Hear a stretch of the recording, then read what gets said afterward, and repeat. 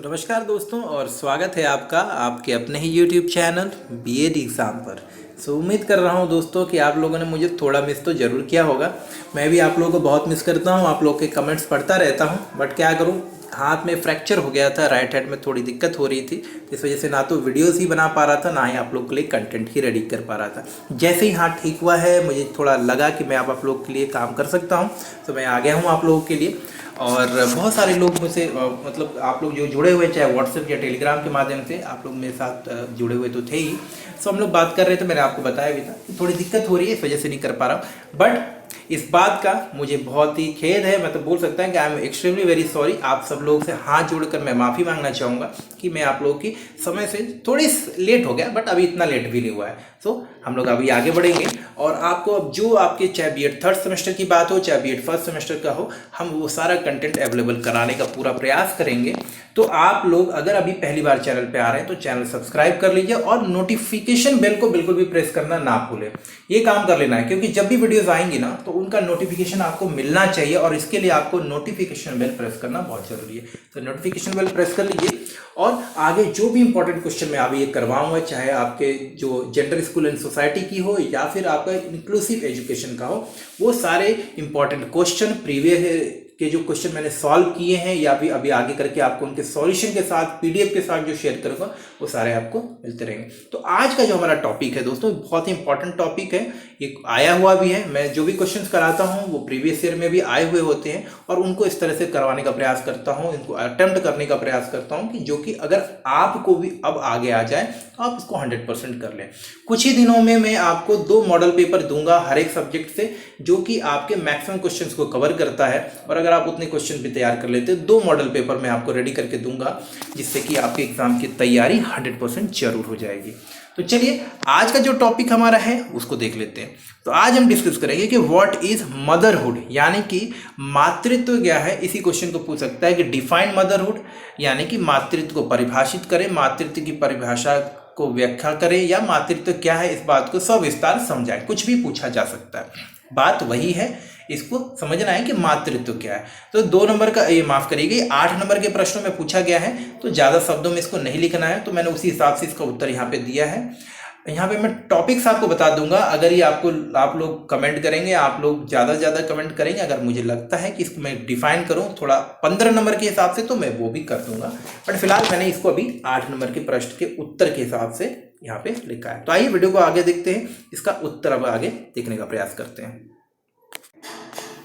So we can define motherhood as the state of being a mother.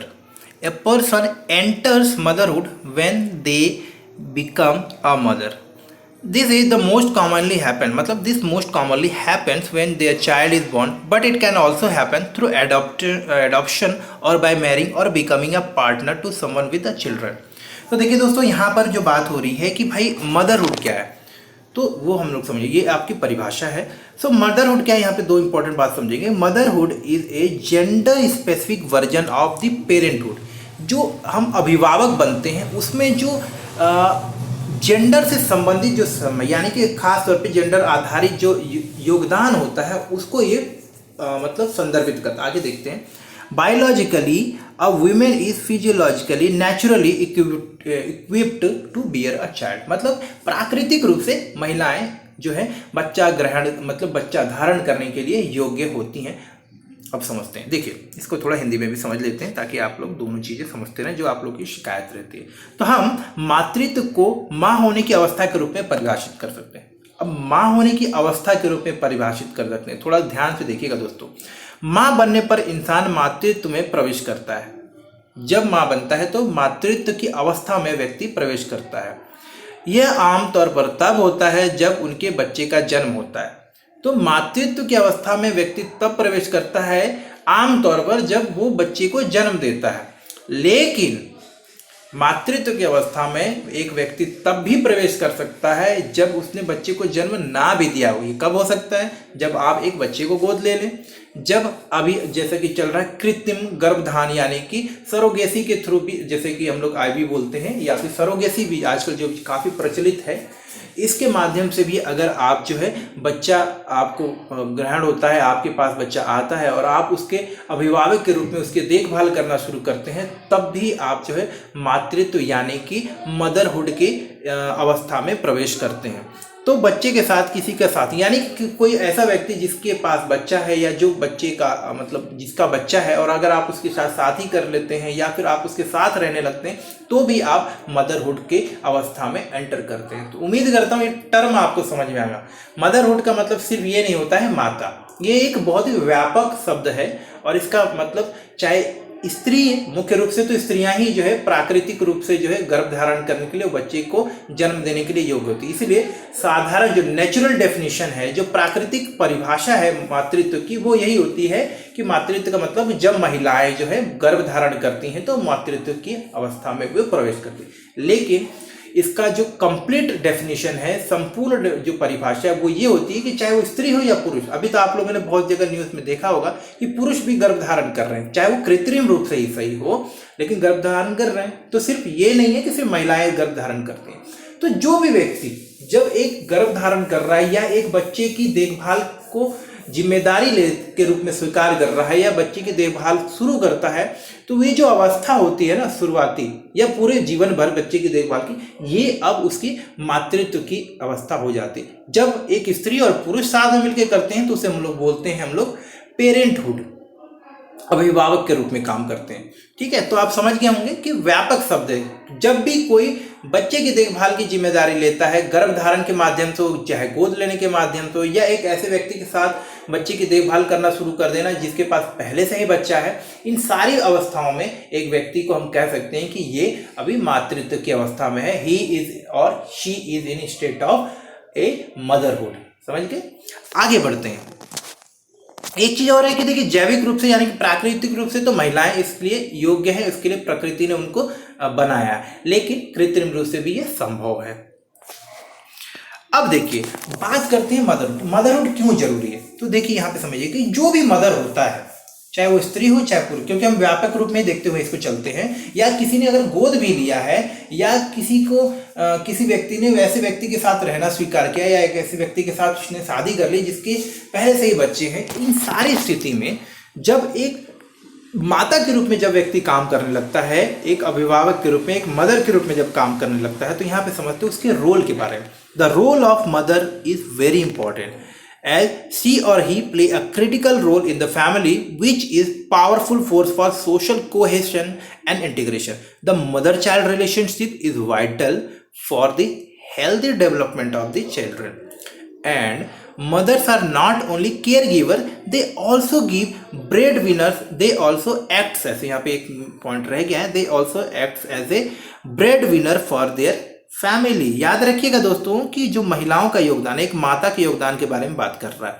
तो एक माँ की भूमिका यहाँ पे देखेंगे, यहाँ पे लिखा है, यहाँ पे मैं दिखाता हूँ आपको। एक माँ की भूमिका, देखिए एक माँ की भूमिका बहुत महत्वपूर्ण होती है क्योंकि वह परिवार में एक महत्वपूर्ण भूमिका निभाती है। कारण क्या है? माता के रूप में महिलाएं सामाजिक एकता और सामाजिक एकीकरण के रूप में एक शक्तिशाली शक्ति के रूप में काम करती है। कैसे करती हैं? देखिए, एक माता के रूप में बच्चे को वो मौलिक शिक्षा देती है, वो धार्मिक शिक्षा देती है, वो आपको जो आधिकारिक जो शिक्षा होती है उसको प्राप्त करने में मदद करती है। तो इस तरह से कहीं ना कहीं एक ऐसे व्यक्ति के निर्माण में मदद करती है जो कि समाज में उत्तम योगदान करे, समाज में सकारात्मक योगदान करे, जिससे कि समाज में एकता आती है, समाज का सामाजिक का जो एक बोलते हैं ना कि सर्वांगीण विकास होता है, तो सर्वांगीण विकास में मदद करता है। तो इस तरह से महिलाएं जो है प्रत्यक्ष या अप्रत्यक्ष रूप से सामाजिक एकता और एकीकरण में एक शक्तिशाली कारक के रूप में, एक शक्तिशाली शक्ति के रूप में काम करती हैं।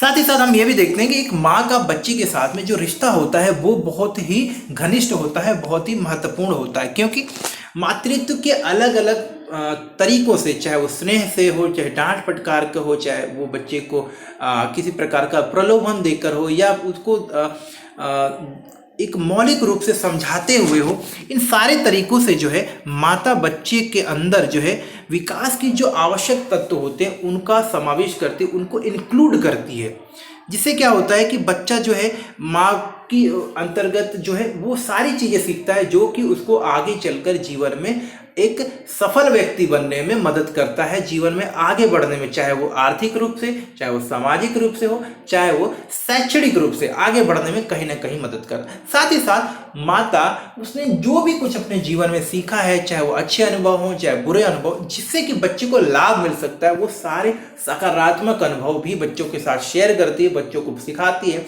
जिससे कि बच्चे का सर्वांगीण विकास होता है, बच्चे का सार्थक विकास होता है। अब बात अगर हम लोग करें भारतीय संदर्भ में, यानी कि इन Indian context, the ideology of motherhood, देखिएगा दोस्तों यहाँ पे the ideology of motherhood is very important because the ideology of motherhood is associated with, इस पॉइंट को हम लोग डिस्कस कर रहे हैं, with lots of respect, a big responsibility, and it permeates the process of nation building. That is why mothers are ideologically glorified as मातृ शक्ति। जी हाँ दोस्तों, अगर हम लोग बात करें भारतीय संदर्भ में, जी हाँ दोस्तों इस पॉइंट को हम लोग डिस्कस कर रहे हैं, अगर हम लोग भारतीय संदर्भ में बात करें तो मातृत्व की जो एक अवधारणा है, मातृत्व की जो विचारधारा है, उसको भारतीय संदर्भ में बहुत ही सम्मान, बहुत ही एक बड़े जिम्मेदारी के रूप में देखा जाता है। कारण क्या है? क्योंकि महिलाओं को, जैसा कि हमने ऊपर के पॉइंट को पढ़ा है, कि महिलाएं सिर्फ बच्चों की देखभाल ही नहीं करती, बल्कि उनके चरित्र निर्माण में, उनके विकास में, चाहे वो शिक्षित विकास हो, माफ करिएगा शैक्षणिक विकास हो, चाहे मानसिक विकास हो, उनके संवेगात्मक, जिसे इमोशनल डेवलपमेंट बोलते हैं, इन सारी चीज़ों में माता जो है मदद करती है, और वो कहीं ना कहीं चल के राष्ट्र के निर्माण में एक महत्वपूर्ण प्रक्रिया के रूप में काम करते हैं, महत्वपूर्ण कारक के रूप में करता है। इसलिए हम जो है महिलाओं को मातृशक्ति के रूप में भी जो है हम लोग महिमा मंडित करते हैं, या मातृशक्ति के रूप में भी हम इसको जानते हैं। आइए आगे बढ़ते हैं। इन इंडियन कॉन्टेक्स्ट मदरहुड, अब भारत के संदर्भ में अगर हम लोग बात करें तो in Indian context motherhood is considered as a noble work. Mothers are respected and treated as a central part of the family, and mothers, through the process of being a mother, helps family to continue their legacy. मतलब कि भारतीय संदर्भ में अगर बात करें तो मातृत्व एक बहुत ही नेक, एक बहुत ही अच्छा और बहुत ही सात्विक कार्य है। साथ ही साथ इसी कारण से महिलाओं को सम्मान की दृष्टि से देखा जाता है, और किसी भी परिवार का महिलाएं जो है एक अभिन्न और बहुत ही महत्वपूर्ण हिस्से के रूप में कार्य करती है। माँ होने की प्रक्रिया के माध्यम से एक महिला परिवार की विरासत को भी जारी रखने में कहीं ना कहीं मदद करती है, यानी कि परिवार को आगे बढ़ाने में मदद करती है। परिवार की जो भी मूल्य, जो भी सोच है, उसको कहीं ना कहीं आगे बढ़ाने में, एक वंशज के रूप में परिवार को वंश देकर आगे बढ़ाने में मदद करती है। But the state of motherhood is a long process of 9 months and it requires lots of care. Women's need special attention, चाहे वो आपका फिजिकल हो, इमोशनल हो, या फिर मेंशनेबल केयर हो। मतलब कि ये जो 9 महीने की अवस्था होती है ना, इसमें महिलाओं को ढेर सारे देखभाल की, बहुत सारे प्यार स्नेह की आवश्यकता होती है। इस दौरान में महिलाओं को शारीरिक, भावनात्मक और मानसिक देखभाल के लिए विशेष ध्यान देने की आवश्यकता होती है, क्योंकि महिलाओं को इस समय में बहुत सारी परेशानियां भी होती हैं, बहुत सारे जो है दिक्कतें होती हैं, तो उन सब चीज़ों को दूर करने के, उन सब चीज़ों के दौरान देखभाल होना बहुत ही आवश्यक है। तो क्या किया जा सकता है मदरहुड के लिए? देखिए सरकार क्या करती है, to ensure a safe and happy motherhood, government bodies also have many unique and effective plans and they are implemented through the district hospitals, SHG, NGOs and state level health departments, and that during the period of motherhood a woman or a mother get all the care she needs to have a healthy child. तो देखिए मातृत्व की जो प्रक्रिया हो सुखद हो, मातृत्व प्रक्रिया सुरक्षित हो, बच्चा और जच्चा सुरक्षित रूप से मतलब ये मातृत्व का जो दौरान होता है शुरुआती 9-10 महीने का, उसको सही तरीके से पार कर पाएँ, इस दौरान कोई समस्या ना हो, इसके लिए सरकार भी बहुत सारे प्लान और स्कीम्स चलाती है, और इन प्लान और स्कीम्स को सही तरीके से इम्प्लीमेंट करने में कहीं ना कहीं सरकार को जो गैर सरकारी संस्थान होते हैं, NGOs होती हैं, सेल्फ हेल्प ग्रुप जिन्हें स्व सहायता समूह बोलते हैं, इन सब की मदद लेनी पड़ती है। तो इसको पढ़ते हैं, समझते हैं। देखिए, एक सुरक्षित और खुशहाल मातृत्व सुनिश्चित करने के लिए सरकारी निकायों के पास भी कई सारी अनूठी और प्रभावी योजनाएं होती हैं, जो जिला अस्पताल, SHG यानी कि स्व सहायता समूह, गैर सरकारी संगठन जैसे कि NGOs होती हैं, यहाँ पे बात कर रहा हूँ मैं, और राज्य स्तर पे जो उनके स्वास्थ्य विभाग के अलग अलग उपक्रम होते हैं, उनके माध्यम से सरकार बहुत सारे प्लान्स को सुनिश्चित करती है, उनका क्रियान्वयन करती है, जिससे कि जिन महिलाओं को जो मातृत्व संबंधित सहायता चाहिए उनको मिले और जच्चा बच्चा जो है सुरक्षित रहे। इसके संबंध में बहुत सारे ऐसे योजनाएं हैं, बहुत सारे स्कीम्स हैं, जैसे कि आप यहाँ पे लिख सकते हैं जननी सुरक्षा योजना, बेटी बचाओ बेटी पढ़ाओ योजना, लाडली लक्ष्मी योजना। इस तरह से आप और भी बहुत सारे योजनाओं के नाम यहाँ लिख सकते हैं, जिससे कि आपका उत्तर और ज़्यादा प्रभावी हो। तो मदरहुड के संदर्भ में आप ये पॉइंट जो है इंपॉर्टेंट लिख सकते हैं। 200 शब्दों में आप इतना लिखते हैं तो आपको काफ़ी अच्छे नंबर मिले। हो सकता है दोस्तों इसमें मैंने कुछ पॉइंट्स मिस किए हों, अगर आपको लगता है कुछ अच्छे पॉइंट्स हैं तो प्लीज़ कमेंट में वो पॉइंट ऐड कर दीजिएगा, ताकि जो लोग इस वीडियो को देखें उनको कुछ और भी एडिशनल और अच्छे पॉइंट मिल जाए। तो उम्मीद करता हूँ वीडियो अच्छा लगा होगा, समझने में कुछ आपको परेशानी हो या वीडियो आपको पसंद आया हो, कुछ और हम लोग कर सकते हैं तो ज़रूर सजेस्ट करिएगा। मिलते हैं अगले वीडियो में, तब तक के लिए नमस्कार और धन्यवाद।